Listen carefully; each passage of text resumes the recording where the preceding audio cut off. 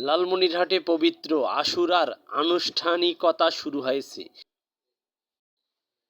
ঐতিহাসিক তাজিয়া তৈরি সহ তোরণ ও শহরে আলোকসজ্জায় সজ্জিত করা হয়েছে। এতে ব্যস্ত সময় পার করছেন তারা। নানা অনুষ্ঠানে শেষ হবে পবিত্র আশুরা।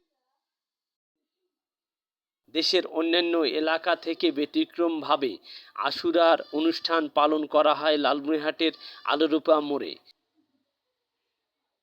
পবিত্র আশুরায় ফাতেহা পাঠ, দরুদ ও দোয়া মাহফিল, ধর্মীয় আলোচনা করবেন ধর্মপ্রাণ মুসলমানরা।